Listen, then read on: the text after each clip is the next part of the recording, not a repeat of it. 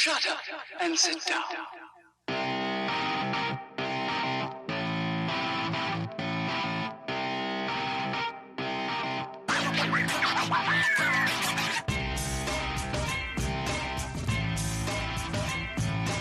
Welcome to the Bricks King podcast, where I'm going to bend your ear about Lego, review those amazing bricks of plastic, and discuss what is new and up and coming around the Lego world. I'm your minifig host, Matt. Let's build on it. Welcome in, everybody. How are we doing today? Episode 240. We got something big, something real big to chat about. Something massive, just crazy, super duper huge. And today what I'm talking about is the Lego Technic, let me get all this out. Ferrari Daytona SP3. Yep, you can have this thing here in a few days. Comes out June 1st. Retails for $400. Has a big old chunk of change attached to it, obviously, for $400 or 400 euro. 3,778 pieces. 42143 is the set number. So that's what we're going to chat about today. This is the largest Technic set I have ever undertaken. I've built Technic sets in the past. More Technic in the last year and a half, 2 years, than ever before in my Lego career, which is really kind of odd to me. But that's where life takes us. It changes us. And anyway, enough of the stupid cliches.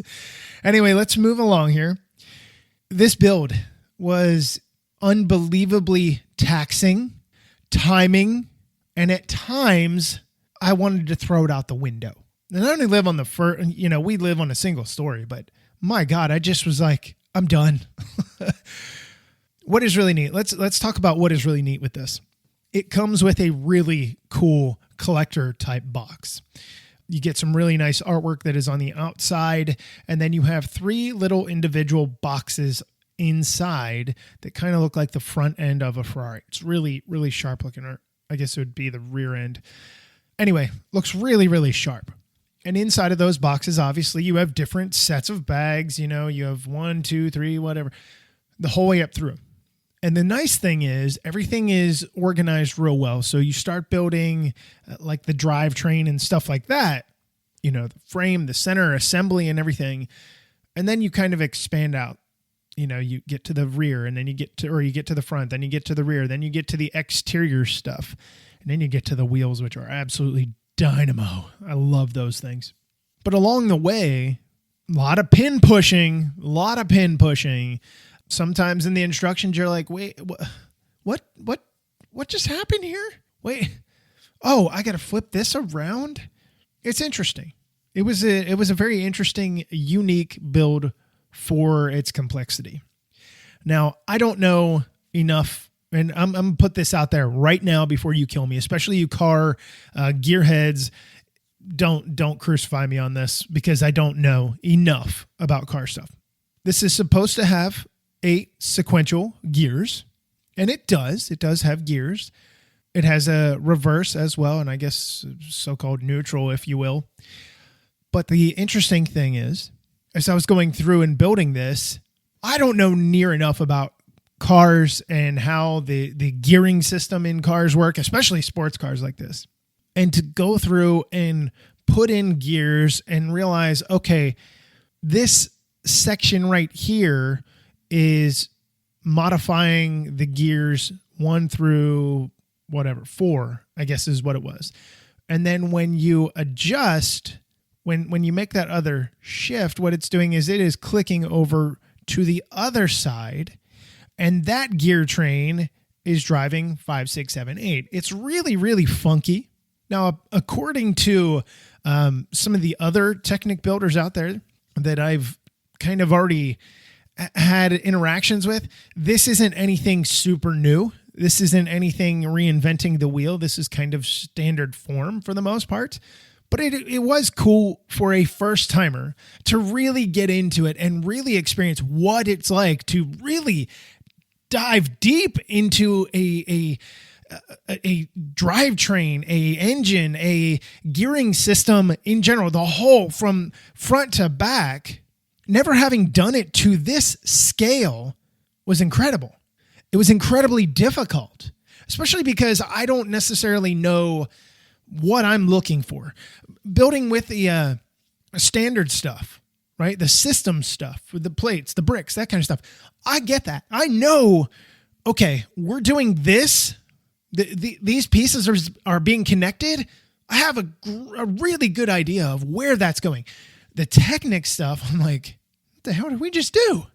What is this gear doing this way and this gear doing this way? How are these gears working together? But they work together somehow. And I've got to say, seeing all the different designs that have come together in the system. When I say system, what I mean is bricks and plates, for those of you that have no idea what I'm talking about, what I'm referring to. When you get into Technic, there's a whole other level of math that is involved, because you don't have a bunch of plates, you don't have a bunch of bricks, and you don't have all those little cool connector pieces. We're talking pins, we're talking axles, stuff like that. And things are going into certain holes to be able to connect this arm and that arm together. But you have to make sure that there's enough room in this arm, or a hole, an empty socket hole in this arm, so that this can connect in later down the line. It's just the iterations that it would have had to have gone through blow my mind. And the other thing is, this is a 1/8 scale car.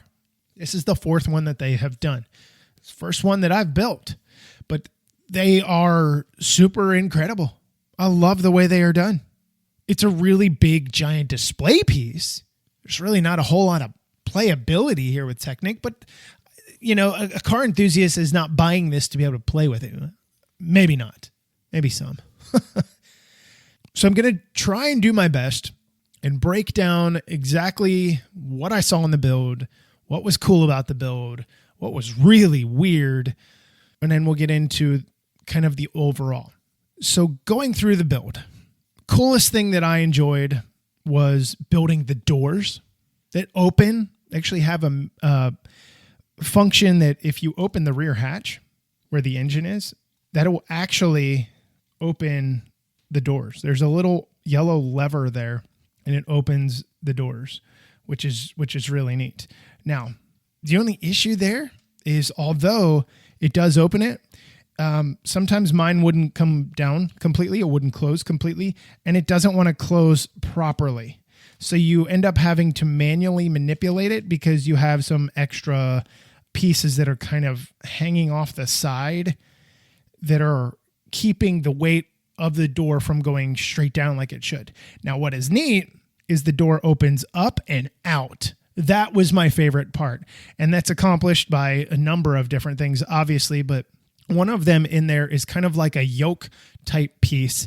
So you have two little balls, and then you have a thin black piece lengthwise that has two holes on it that connects to those two balls. And what ends up happening is that is what is giving you that ability to manipulate the door up and out in that way. Now, obviously it's, you've got your Technic, there's pins and stuff like that are allowing for the function of the door to just open, but it's that yoking type piece in there that allows it to just give you that extra feel to it. And it's a really kind of weird design. I mean, it was really bizarre kind of putting it together, but it was really cool. So you have access to be able to manipulate the doors. The rear deck, the lid is absolutely massively heavy, and it just constantly slams. You lift it up, it is way too heavy. You have to hold it open, or, a few seconds later, it snaps shut again. So there are door levers on each side from the rear, but you have to get access from the rear deck, from inside the engine compartment. That kind of stinks, because again, you have to lift up this rear decking and hold it. There is nothing here where, it would have been kind of neat almost if there was something, just a little mechanism there that you could kind of like kickstand it open. There's not. And I'm saying this in regard to display purposes, because you're not going to want to maybe kickstand it up to be able to press this. You more so want to do it to display it, and you just can't do that. I'm sure there's a way that you could probably figure something out, especially you Technic heads out there. The roof comes off on this thing. It's all black. It's only held on there by two little axle pieces. And then you get access to all the details inside. The racing seats are some of my favorite little builds that were in here. You know, the one thing that I hate though with Lego instructions, sometimes it tells you build 2 of these in the beginning. And then you get the whole way through and you're like, all right, let's put in this seat. And then it says 2X at the very end. And you're like, why? I could have done this in tandem, side by side. I could have, pulled the same amount of pieces and hit it on the same amount of stuff. No, it's definitely something that needs adjusted moving forward. Like I need y'all to get on board. And if it's going to be 2 or 3 or 10 of these, I want to know at the beginning every time. So moving forward, this thing doesn't have a glass windshield. It is an open windshield because it is Technic, by the way. But the hood section opens up and there's a whole lot of nothing inside. I mean, you get to see some of the gearing that's in here at the front end of the steering assembly and whatnot, but that's about it. There's really nothing else in there. There is a printed piece in here. It's a 1x4 tile. And it has mine. I don't know if this is for everybody's, but mine says LT-F. It has the prancing horse on there. By the way, this is a black tile, and this is the white colored paint on here. And then it has 00261579. I don't know if that's supposed to be like its serial number or what. I'm sure the designer or design team has a reason for that. I'm very curious to see what, though. The nice thing about this, though, is that you do actually have an option to open the front of this thing and leave it open because there's an axle to do so. It props it open. Again, nothing really to see. You do get to see the shocks, and the shocks are actually, they actually do work. You allow for some suspension travel in here. But, with Technic, it's kind of weird because there's so little rigidity in the build that everything kind of flexes. I guess it's kind of like a standard kind of car chassis, but anyway. But the sloping in the front, I really did enjoy. You have the prancing horse on a printed red here. I love the Ferrari logo right here in the very, very, very front of the car, the very front bumper. And then you have the scoop that is down below. When I say scoop, I mean the, what do they call them? Down in the very, very front. Anyway, this lower front wing is what I'm going to go with it until it comes to me. It's kind of interesting to me in the sense that it's its own build and then you connect it, but it's just kind of funky in the way that it looks. There was just something about it. I was like, it's got good flex to it and stuff like that. There was just something about it. I don't really know, but you do have another prancing horse that is down there, down in the center, that is in that metallic color on the black. But off to the sides is where you get all the aero features and stuff like that. Obviously, it's a splitter. That's what I was looking for. I knew it would come to me. I told you, the front splitter. Anyway, you have some actual brick-built pieces here, not Technic, that you build up here, which is really nice to be able to get and use and just add to the feature and stuff like that. Also along the front, what you have on each side is where you would imagine the headlights would be. Just above that, they have these pieces that have some black lines that are printed on the red. A lot of red, obviously, because it's Ferrari, which is a huge, massive deal. But as we move backwards, you have the sloping of the roof. I'm going to put the roof down for right now because I don't need it open. Not a whole lot of empty space. There's a little bit, but compared to past Technic models and even some of the Technic models that are out there right now, a lot less see-through, a lot less open area for your eye to get caught up on. Now, I do love the dash in the way that it is built here. It was something that I didn't quite expect to be the case, but I was pleasantly surprised, honestly. And down inside, obviously, you have a printed tile there for your dash, your dashboard readouts and stuff like that. You've got your gear shifter down there for forward, neutral, and reverse. You have paddle shifter that actually works. That's how you get into all your gears and such, which, Doesn't that make sense that you would have a paddle shifter, because that's what it is, right? And it allows you to get into all your gears. Now, the other thing, the steering wheel here has a 1x1 round tile in yellow with the black prancing horse on it. I absolutely love the way that is done. Super duper awesome. The seats, again, some of my favorite pieces. Not the easiest thing to get into position. And it's not so much that, it's super difficult and tight. You really can't see real well because you're attaching it to two pins. You're attaching it to two pins, and getting in there to be able to see is definitely not the easiest thing to do. It's kind of a pain in the butt, honestly. But once they're in, and they look super sharp. I love the way that they are done. So then moving a little bit further backward, where we have the rear decking assembly, which is just massive. I thought I might have found something here for a moment, but no.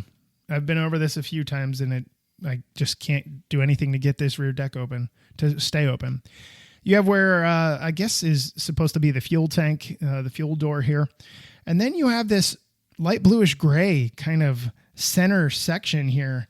And then you have some glass windows that are used here to be able to look down into the engine and see the engine and stuff. The only bummer is you can't really see a ton of the engine really functioning, which is, again, it's kind of a bummer. I was kind of like, well, that would have been neat, but I understand why. You do, however, get a chance to see the active suspension in the way that it works. If you were to press up on the wheels and stuff like that, you can see the shocks moving with all the other chassis pieces that are attached in here. The engine assembly cover is able to be kind of maneuvered about. There is a pin in here, and I didn't shove mine the whole way home. And the reason I didn't is because I like to be able to look at the engine from time to time. You can leave yours out or you can push yours in, either way. But we have some Ferrari logoing that is on the top of the engine block here, where it just says Ferrari in the silver on black, which is really nice. As we move toward the rear, this is one of my least favorite parts because it's very flimsy, and you have some brick standard type system stuff being built here with Technic. The very rear end of the wing of this thing, it just flexes too much for my liking, especially when you're talking about having so many system pieces here. It really becomes a concern to me because that is what you are getting all of the detail with. You're not using Technic to get the detail here. And you also have to be careful when you open the rear deck because it is so heavy.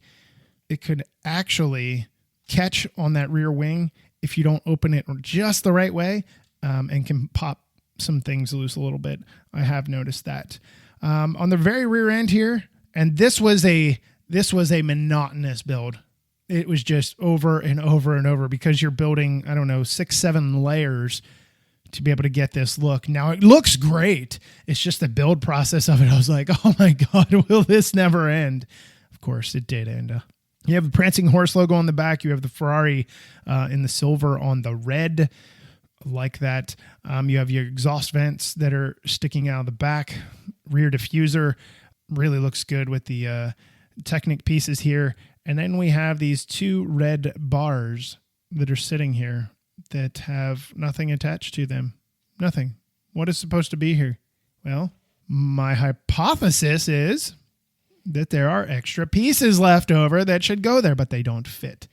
So I don't really know. I definitely want to get some clarification on that because that is kind of a bummer. Now, the wheels on this thing, really, really nice. Custom wheels for the Ferrari here. They are unidirectional. Does that make sense? One direction. They're only supposed to be on a certain way. So you could technically get these backwards when they come in the box if you weren't paying attention. That also has the 1x1 round tile. It has the Ferrari prancing horse on it on the yellow. You can see the brake ducts that are on the inside for the front. The brake calipers in here where you can see the Ferrari printing on there as well. This thing does come with mirrors that are on the side, although if you're maneuvering this thing about a lot, I already had one of mine pop off. Not a big deal, just something you have to look out for. So let's talk about some of the issues that I ran into. I ran into a few issues with attaching some things because sometimes the instructions were not the clearest. We're talking about things as far as depth perception. What I mean is it may tell you, hey, you're going to attach this assembly here, and then you get to the next step, and you're like, that's not in the right spot. And it comes down to, it's not highlighted, which is fine, but you have to stop and slow down and look sometimes because it's the way that the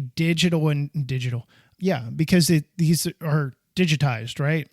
It's not like somebody is hand drawing these out. It's the program they're using. But sometimes I noticed it was a little bit difficult, and it isn't so much of a frustration point. It's more of like, okay, next time I'll watch out. And as you get further into the build, you realize, okay, this is coming up. I know I'm going to have an issue, or this looks too similar to where I struggled before. Let me make sure I pay a little bit more attention. Now, I will say this build took me about 16 hours just because part of it, I'm sure, is the fact that I have never done Technic before, not to this scale, but part of it is there's a lot to this. I mean, 3,800 Technic parts is a lot. It's way more than you would think when you're assembling a model of this complexity and size and stuff like that. So one of the other issues that I ran into, I have these two little extra parts that are left. And we've seen these before. They are standard kind of Technic pieces these days, but one is for a right side, one is for a left side. Doesn't matter what their orientation is. The only thing that I could think of is they go where those lovely little red bars are sticking out. Those trans red bars are sticking out of the back. I thought at first, I was like, oh, there's supposed to be some kind of light. Pretty sure they're not. And I'm pretty sure these are something that should be attached in some way, shape, or form back there. I just don't know where or how, because it's all supposed to go into the rear end, rear diffuser, ground effects, whatever you want to call it, the arrow in the rear of the car. So I was kind of bummed because here's my moment. When I get done with system stuff, when I get done with normal Lego type builds, I get done and I'm like, all right, I have the right amount of extra pieces that I should have. It's the small stuff or whatever. You never have larger pieces, ever. When I got done, I'm like, okay, I messed something up. I went back the whole way through because I believe these were bag number 7. There were 3 or 4 bags of 7. And I went back through the instructions and I'm like, I did everything. So then I had the moment of, well, are they extra? Knowing in the back of my head, Lego doesn't include extra pieces of this size. What am I to do with them? So I was like, okay, can I put it on this bar? No, it looks really dumb. It doesn't fit the whole way because there's a stopping point in there to keep it from moving. All right. So do I modify my car? No. So what do we do with them? It's kind of frustrating, honestly. So that is an issue that most certainly needs adjusted, needs fixed, whether it be the instructions or the design. And it's funny because after I came about this, my buddy over at racingbrick.com or on YouTube, Balesh, he had most recently just put out a part of his review video and he ran into the same issue. And I was like, okay, I don't feel like an idiot now. I feel like a normal person. I didn't screw this up. Lego, you screwed this up. This wasn't on me this time. But again, those are things that need adjusted and fixed and corrected before the model rolls out, because what is going to happen? Anyway, one of the things that he had mentioned is you have umpteen designers and instruction creating people and QC people and all this. How did it get to that point? How did it get to that point? We had the extra stuff. If it's supposed to be on the car, great. Tell me where. I'll do it. Give me an amendment, an addendum to, the instructions. If not, I guess some people are getting some free pieces, even though they're not the most useful pieces. So those are some of the issues that I ran into. I really appreciated all the printed pieces. No stickers, obviously. A 1/8 scale car, you're not going to see that. But I really like the way the printed pieces highlight and accent the car. They don't take over. They absolutely do not take over. If anything, you could have probably added another one here or there, and I would have been okay with it. So some of the new pieces, there's 3 gears specifically that I want to talk about. And they are yellow gears, something we've not seen before. And they are in the drivetrain. And they are so crazy cool looking in the way that they are attached in this assembly inside of this casing, if you will. And it's driving everything. So I flipped my car upside down, kind of like you would do with a horseshoe crab. If you know anything about horseshoe crabs, if you know what a horseshoe crab is, you know what I'm talking about. Anyway, so it's upside down and you have an opportunity to see all the gearings and drivetrain and all that kind of stuff, which is really neat and exciting, depending how you like to go about your builds and stuff like that. But there is a yellow trio of gears in here, one larger than the other two. And that is what is being used to get your drive and stuff like that. It's really neat. And then it attaches is the wrong word, but there's another little gearing box that is in there. It's just super incredible to see all of this stuff work. You can see the pistons moving as well from the underside. This is where all the nerd stuff for me lies. All of the really kind of geeky stuff that I find really entertaining and interesting. This is where it all is. This is where every single bit of it is.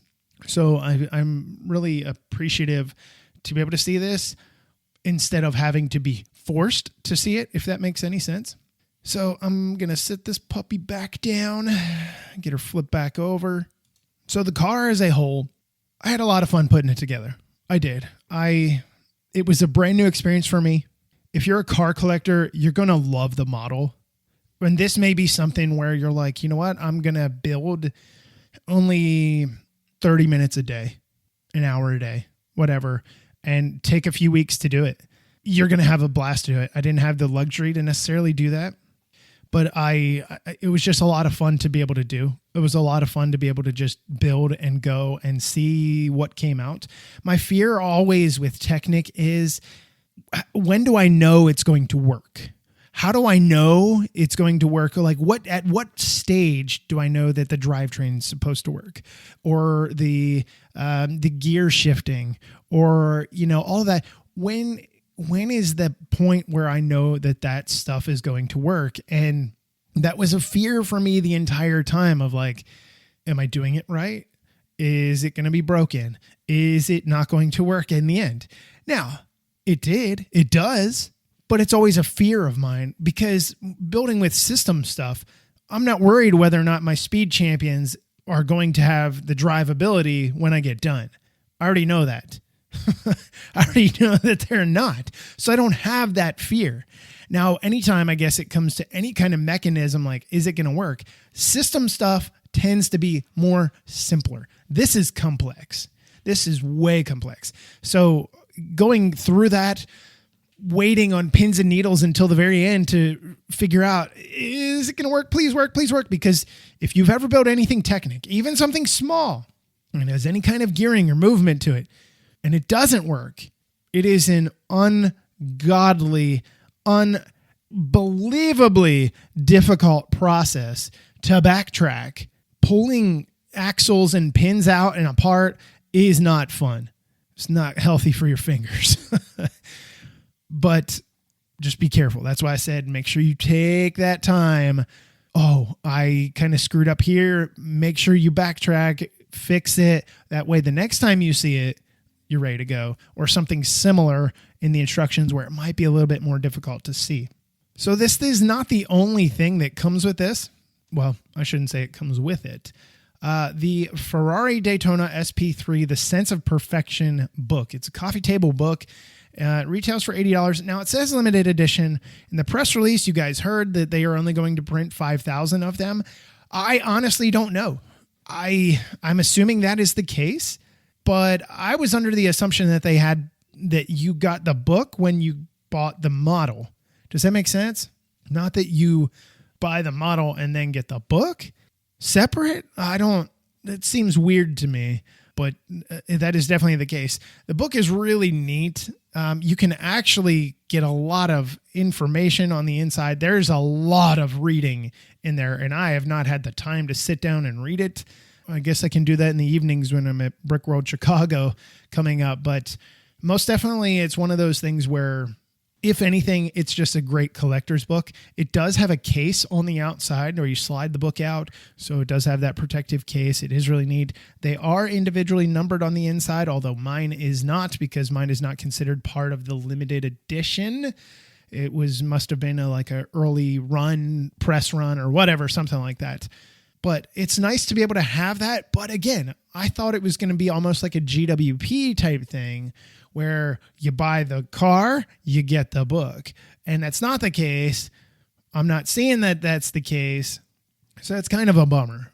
But with that in mind, it was a fun set. It was a cool set. It was a difficult set. More so than anything I expected. But holy cow, it was a lot of fun to build, and it was a different experience. So check it out if you have any curiosity behind it. Because at the end of the day, I really think that if you take the time, and if you have the money, obviously, if you have the funds to be able to do it, you're going to enjoy it. All right. So before we get out of here, end this show, you guys are going to be hearing this here over the next 2 weeks. And I hope that you really consider the opportunity here. Anyway, so Brick World Lego Expo returns to Chicago for its 14th year at the Renaissance Schaumburg Convention Center, June 18th and 19th. The address is 1551 Thoreau Drive North, Schaumburg, Illinois, 60173. The expo runs Saturday from 10 a.m. to 4 p.m. and Sunday from 10 a.m. to 3 p.m. General admission tickets are $16 at the door, $14 online, and $11 for military members and first responders at the door with your ID. Kids 3 and under are free. At Brick World Chicago, thousands of hobbyists of all ages will enjoy seeing spectacular original creations and layouts, playing at Lego and Duplo brick stations, and visiting vendor booths to enhance their collections. The Chicago Expo features 100,000 square feet of displays, including giant spaceships, castles, and train cities, creations based off of pop culture, famous movie characters, classic art, and even see some ingenious Lego robots battling in a fierce sumo-style competitions. Guests will have the opportunity to meet over 20 contestants from Fox's Lego Masters Seasons 1 and 2. The Lego Masters contestants will be available for meet and greet during all public hours with a panel discussion the final hour of each day. Guests will have the opportunity to participate in a Lego Masters style competition run by the contestants. Don't miss Saturday's Demolition Derby rematch with Season 2 contestants. Remember when Caleb drove the Sunshine Wagon off the table 4 seconds in the competition? Watch him do it again, probably. Currently scheduled to appear from Season 1 are Tyler from the winning team, runners-up Jessica and Sam, and also Mel and Jermaine, Corey, Manny, and Jesse and Kara. From Season 2, winners Mark and Steven, runners-up Wayne and Zach, and Caleb and Jacob, and also Dave and Richard, Maria and Philip, Susan and Jen, Lauren and Brian, Michelle, Paris and Moto, and Jack and Dawn. And perhaps some surprise contestants from the latest season will be there too. Maybe. The Brick World Expo will also feature a brick play area with many brick options, a community graffiti wall, a good graffiti wall, right? Where participants can create whatever they like, and the Great Ball Contraption, the GBC, a giant collection of small Lego machines that pass thousands of Lego soccer balls around in a loop. Now the world-famous GBC originally debuted at Brick World. Guests can see in person the phenomenon that has a huge social media presence and even join the community themselves. Brick World holds the record for the longest GBC loop, and this arena is often the most popular display where attendees should plan to spend time watching the entire system. So that is that. That is what Brick World is. We will be there. We will be doing live shows with a bunch of the displayers. Hopefully get on some more of the contestants again from Season 1, Season 2. We've had an opportunity to chat with them. It's going to be a lot of fun. if you're there. I am there the entire week. This is a long 9-day trip, but I will be there the entire week starting on Wednesday. And I look forward to seeing a bunch of you displayers and guests and just people that are there to hang out. Spread this information with everyone. Let them all be part of the enjoyment that is Brick Road Chicago. So with that in mind, I'm out of here with this episode. And as always, I'm your minifig host, Matt. Let's build on it.